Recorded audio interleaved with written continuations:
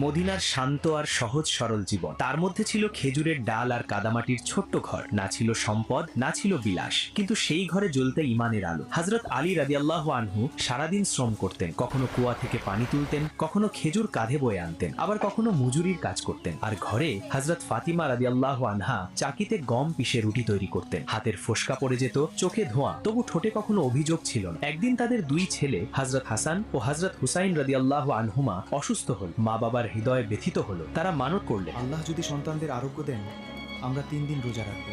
আল্লাহ তাদের মানত কবুল করলেন। প্রথম দিন ইফতারের শুধু অল্প কিছু রুটি, আর সেই সময় দরজায় কড়া পড়ল। এক ভিক্ষুক বলল, আমি মিসকিন, আমাকে কিছু খাবার দাও। তারা নিজের রুটি আল্লাহর নামে দিয়ে দিলেন, শুধু পানিতে ইফতার করলেন। দ্বিতীয় দিন এলো এক ইয়াতীম, ফের সব দিয়ে দিল। তৃতীয় দিন এলো এক বন্দী। তারা বললেন, আমরা তোমাকে কেবল আল্লাহর জন্য খাওয়াচ্ছি, না কৃতজ্ঞতা না প্রতিদান চাই। 3 দিনের রোজা, কিন্তু অন্তরে কোনো অভিযোগ নেই। আল্লাহ তাদের ত্যাগের জন্য